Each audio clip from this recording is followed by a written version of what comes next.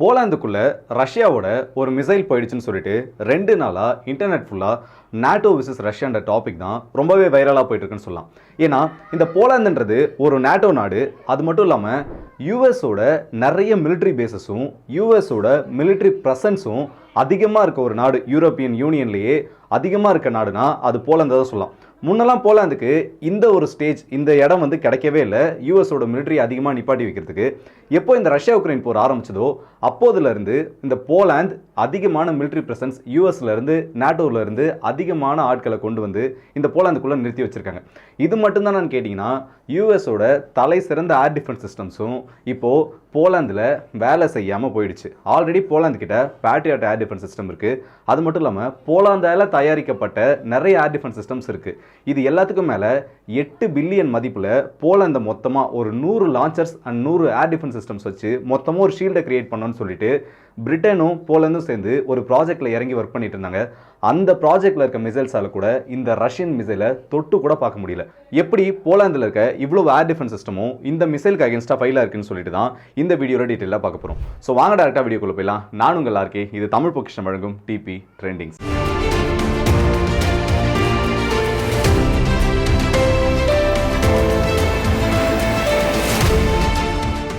நேற்றைய வீடியோவில் நான் சொல்லியிருப்பேன், போலாந்துக்குள்ளே போன இந்த ஒரு மிசைல் ரஷ்யாவோட மிசைல் தான் சொல்லிட்டு போலாந்து ஒரு மிகப்பெரிய கிளைம் வச்சுருக்காங்க. அது மட்டும் இல்லாமல் ரஷ்யாவோட போலாந்து அம்பாசிடரை கூப்பிட்டு ஒரு மிகப்பெரிய வார்னிங்கும் கொடுத்துருக்காங்க, நீங்கள் அதுக்கப்புறம் பண்ணக்கூடாதுன்னு சொல்லிட்டு. ஆனால் இதுக்கு ரஷ்யா அப்போவே பதில் சொல்லிட்டாங்க, உங்ககிட்ட ப்ராப்பரான எவிடன்ஸ் இருந்தால் பேசுங்க. உங்ககிட்ட ஒரு ப்ராப்பரான எவிடன்ஸ் இல்லாமல் ரஷ்யாவை நீங்கள் எப்படி குருட்டு மேனிக்கு பிளேம் பண்ணுவீங்கன்னு சொல்லிட்டு சரியான பதிலடியை கொடுத்துருந்தாங்க.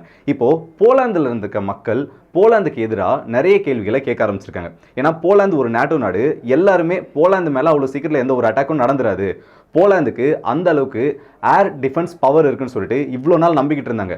அந்த நம்பிக்கை கொஞ்ச நாளைக்கு முன்னாடியே கொஞ்சம் செதஞ்சதுன்னு சொல்லலாம். ஏன்னா உக்ரைனோட ஒரு மிசைல் மிஸ்ஃபயர் ஆகி இந்த போலாந்துக்குள்ளே போனப்பவே அதை எந்த ஏர் டிஃபென்ஸ் சிஸ்டமாலையும் அவ்வளோ சீக்கிரத்தில் இன்டர்செப்ட் பண்ண முடியல. அப்போ போலாந்து என்ன சொல்லிட்டாங்கன்னா, இந்த இடத்துல எங்களோட ஏர் டிஃபென்ஸ் யூனிட் எதுவுமே இல்லைன்னு சொல்லிட்டு அதை ஒரு சாக்கா வச்சு அந்த விஷயத்தை அப்படியே கொஞ்சமாக டைவர்ட் பண்ணி விட்டுட்டாங்க. அதுக்கப்புறமா உக்ரைனோட மிசைல் தான் அதுன்னு சொல்லிட்டு அமெரிக்காவுமே ஒத்துக்கிட்டாங்க. அப்போதைக்கு அந்த பிரச்சனை முடிஞ்சிருச்சு. இப்போ ரஷ்யாவோட ஒரு மிசைலே இப்போ போலாந்தோட டெரிட்டரிக்குள்ளே போயிருக்கின்றப்போ போலாந்தோட மக்கள் போலாந்து கவர்மெண்ட் மேலே ரொம்பவும் கோபமாக இருக்காங்க. ஏன்னா போலாந்துன்றது இந்த ஒட்டுமொத்த யூரோப்பியன் யூனியன்லேயே ரஷ்யாவுக்கு ரொம்ப பக்கத்தில் இருக்கக்கூடிய ஒரு மிக முக்கியமான நாட்டோ நாடுன்னு சொல்லலாம். இப்படி இருக்கப்போ அமெரிக்கா இந்த போலாண்டை ஒட்டுமொத்தமாக ஒரு வான் கேடயமாகவே மாற்றி வச்சுருக்காங்க. பொதுவாக இந்த யூரோப்பியன் யூனியனுக்குன்னு சொல்லிட்டு அமெரிக்கா தனியாக ஒரு பாலிஸ்டிக் மிசைல் டிஃபென்ஸ் சிஸ்டமை இன்டெகிரேட் பண்ணி வச்சுருக்காங்க. இந்த சிஸ்டம் எப்படி ஒர்க் ஆகும்னா, மொத்தம் 6 இடங்களில் ரேடார்கள் நிலைநிறுத்தப்பட்டிருக்கும். அது பிரிட்டன்லையும் சரி, போலாந்துலையும் சரி, துருக்கிலையும் சரி. இந்த 3 இடங்கள்லையும் எக்ஸ்பேண்ட் ரேடார்ன்றது ரஷ்யாவிலேருந்து எந்த ஒரு மிசைல் லான்ச் ஆனாலும் அதை ட்ராக் பண்ணுறதுக்கு, அது லான்ச்லேருந்து ட்ராக் பண்ணுறதுக்காக இந்த ரேடார்கள் எல்லாமே அதிக ரேஞ்சோட இந்த மிக முக்கியமான 3 இடத்துல நிறுத்தப்பட்டு வச்சிருக்கும். இதுக்கு அடுத்த கட்டமாக அந்த மிசைலை ட்ராக் பண்ணுறதுக்கு எப்பவும் ரஷ்யா அண்ட் யூரோப்பியன் யூனியன் இந்த 2 ரீஜனை ஒட்டியே அமெரிக்காவோட 2 கண்காணிப்பு சேட்டிலைட்டும் ஒரு மிலிட்ரி சேட்டிலைட்டும் இந்த மிசைல் லான்ச் ஆனதுக்கப்புறம் இதை ட்ராக் பண்ணுறதுக்கு இருக்கும். அதுக்கப்புறமா இந்த மிசைல் லான்ச் ஆகிடுதுன்னு ரேடார் மூலயமாவும் சேட்டிலைட் மூலயமாவும் தெரிஞ்சிருச்சு.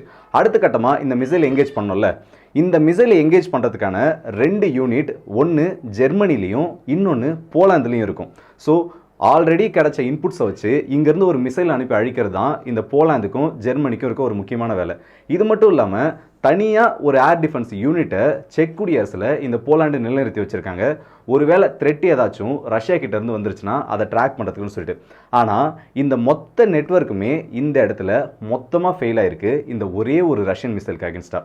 ஏன்னா இப்போ அந்த மிசைல் உள்ளே வந்தப்போ ஒருவேளை போலாந்து அதை இன்டர்செப்ட் பண்ணியிருந்தாலோ இல்லை அதுக்கு அகேன்ஸ்டாக ஒரு ஏர் டிஃபென்ஸ் மிசைல் அனுப்பியிருந்தாலும் கூட இந்த அளவுக்கு பெருசாக தெரிஞ்சிருக்காது. உடனே போலாந்து என்ன சொல்லிட்டாங்கன்னா, இந்த மிசைல் வந்ததுக்கப்புறம் அன்னோன் மிசைல் ஒன்று வந்துருச்சுன்னு சொல்லிட்டாங்க. உடனே கொஞ்ச நேரம் கழிச்சு ரஷ்யாவோட மிசைல் ஒன்று கிட்டத்தட்ட 45 கிலோமீட்டர் போலாந்தோட டெரிட்டரிக்குள்ளே நுழைஞ்சிருச்சு.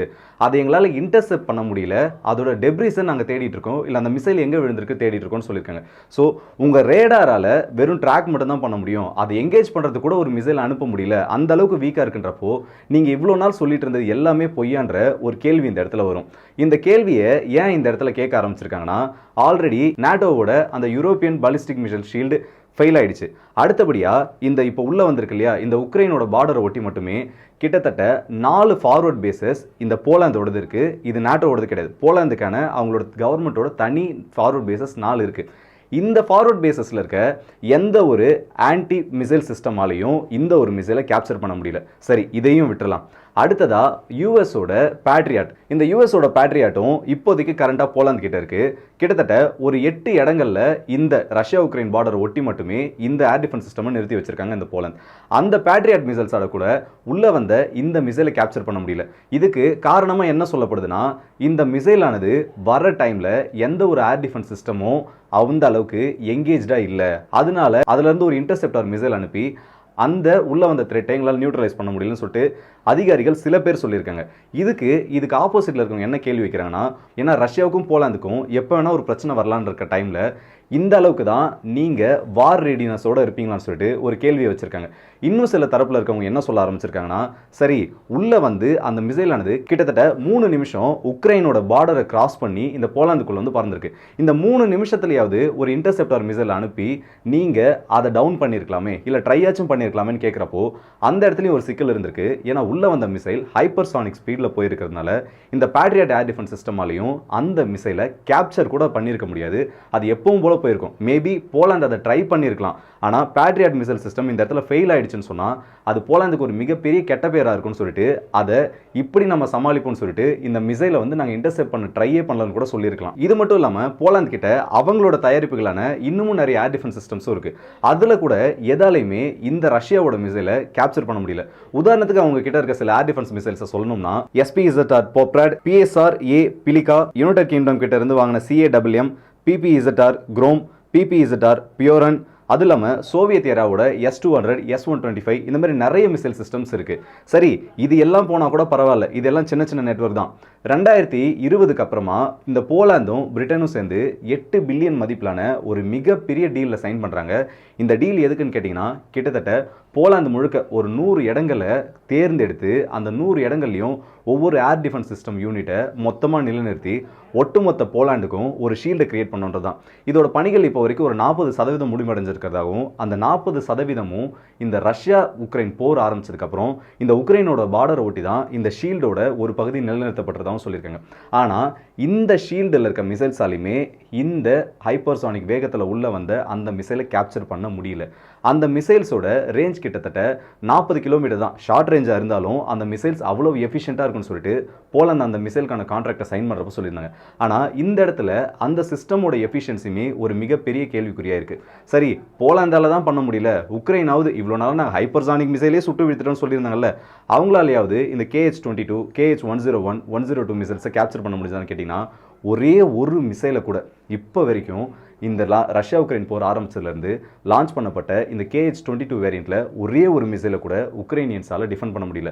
ஆரம்ப காலகட்டத்தில் ஒரு 300க்கும் அதிகமான மிசைல்ஸை இந்த ரஷ்யன்ஸ் இந்த உக்ரைனியன்ஸோட நிலைகள் மேலே பயன்படுத்தியிருந்தாங்க. இதை ஒரு காரணமாக வச்சு தான் பேட்ரியட் ஏர் டிஃபென்ஸ் சிஸ்டமே அமெரிக்கா கிட்ட போராடி வாங்கினாங்க. அப்படி வாங்கினதுக்கு அப்புறமாவது இந்த மிசைலை டிஃபெண்ட் பண்ண முடியுதுன்னு கேட்டிங்கன்னா இன்னமும் பண்ண முடியல. அதை இப்போ உக்ரைனோட ஏர்ஃபோர்ஸோட ஸ்போக்ஸ் பர்சன் யுரி இக்னாத்தே கன்ஃபார்ம் பண்ணியிருக்காரு. இந்த வேரியண்ட்டில், இந்த KH-22 வேரியண்ட்டில் ஒரே ஒரு மிசைலை கூட எங்களால் டிஃபெண்ட் பண்ண முடியலன்னு சொல்லிட்டு. சரி, அந்த அளவுக்கு இந்த மிசைலை எது டெட்லியாக மாற்றுன்னு பார்த்தோன்னா, இது வந்து ஒரு சோவியத் ஏரா மிசைல்னே சொல்லலாம். அமெரிக்காவோட க்ரூசர்ஸையும் அமெரிக்காவோட ஏர்கிராஃப்ட் கரியர்ஸையும் மையப்படுத்தியே சோவியத் ரஷ்யாவால் உருவாக்கப்பட்ட ஒரு ஆன்டிஷிப் மிசைல் கேட்டகரியில் தான் இந்த மிசைலானது ஆரம்ப காலத்தில் தயாரிக்கப்பட்டது. ஆனால் இது ரஷ்யன்ஸ் கொஞ்சம் கொஞ்சமாக மாடரேட் பண்ணி இப்போ எல்லா விதமான தாக்குதலுக்கும் இந்த மிசைலை மட்டுமே பயன்படுத்திட்டு இருக்காங்க. மேபி போலாந்துக்குள்ளே போனது கூட இந்த மிசைலாக இருக்கிறதுக்கு வாய்ப்புகள் இருக்குது. இந்த மிசைலோட அதிகபட்ச வேகமாக மணிக்கு 4000 கிலோமீட்டர் வேகத்தில் வரைக்கும் செல்ல முடியும். அதனால தான் இந்த உக்ரைனால் இதில் ஒரே ஒரு டைப் ஆஃப் மிசைலை கூட டிஃபெண்ட் பண்ணவே முடியல. இது வேப்சும் பரவாயில்ல. இன்னொன்று, இந்த KH-101 வேரியண்ட்லாம் ரஷ்யன்ஸ் இப்போ புதுசாக ஒரு அப்டேட்டை பண்ணியிருக்காங்க. புது அப்டேட்னு சொல்ல முடியாது, கொஞ்ச நாளாகவே அதை ட்ரை பண்ணிட்டு இருக்காங்க. ஆனால் அந்த மிசைல்ஸை ரீசெண்டாக யூஸ் பண்ணாமல் இருந்தாங்க. ஃப்ளார்ஸ் ரிலீஸ் ஆகிற மாதிரி, உள்ளே வர மிசைல்ஸை குழப்புற மாதிரி. இன்னும் சில பேர் என்ன சொல்கிறாங்கன்னா, இந்த மிசைல்லே இன்னொரு வேரியண்ட்டை இப்போ ரஷ்யன்ஸ் உருவாக்கிட்டு இருக்காங்க. டீகாய்ஸை லான்ச் பண்ணுற மாதிரி. இந்த ஃப்ளார்ஸ்க்கு பதிலாக அதுலேருந்து டீகாய்ஸை லான்ச் பண்ணி உள்ளே வரதுல எது மிசைல் எது டீகாய்னு கண்டுபிடிக்க முடியாத அளவுக்கு ஏர் டிஃபென்ஸ் சிஸ்டம் குழப்பி அதுக்கப்புறமா ப்ரிசைஸ்டு டார்கெட்ஸ் அடிக்கிறதுக்கு இந்த மிசைல்ஸை யூஸ் பண்ணுறதா இன்னொரு தரப்பில் இருக்கவங்க சொல்லிட்டு இருக்காங்க. இதுக்கு நிறைய எவிடன்ஸஸுமே இருக்குது. இப்போ இந்த 2 நாளாக வந்து சோஷியல் மீடியாவில் ட்ரெண்டிங் ஆகிற எல்லா வீடியோஸுமே பார்த்தோன்னா ஒரே ஒரு மிசைலை கூட இந்த உக்ரைனியன்ஸ் டிஃபெண்ட் பண்ணதா எந்த ஒரு வீடியோவும் கிடையாது.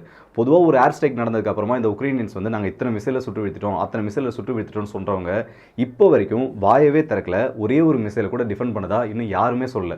ஜெலன்ஸ்கி கூட ஒரு விஷயத்தை ஒத்துட்டு இருக்காரு. இது வரைக்கும் நாங்கள் பார்த்ததுலேயே ரொம்ப கொடூரமான தாக்குதல் இதுதான் சொல்லிட்டு. இதுக்கு பதில் கொடுக்குற விதமாக மாஸ்கோவை நோக்கி சில ட்ரோன்ஸை இந்த உக்ரைனியன்ஸ் அனுப்பியிருக்காங்க. ஆனால் அது ரெண்டுத்தையுமே சக்ஸஸ்ஃபுல்லாக நியூட்ரலைஸ் பண்ணிட்டு தான் ரஷ்யாவோட சார்பில் இருந்து சொல்லியிருக்காங்க. ஸோ இந்த வீடியோவில் நம்ம பார்க்க வந்த அப்டேட் சொல்லுதான். இந்த வீடியோ பற்றி உங்களோட கருத்துக்களை கமெண்ட் செக்ஷனில் சொல்லுங்கள். அதுலேயும் குறிப்பாக சொல்லணும்னா போலாந்து உண்மையிலேயே அந்த மிசைலை இன்டர்செப்ட் பண்ண ட்ரை பண்ணியிருக்காங்களா?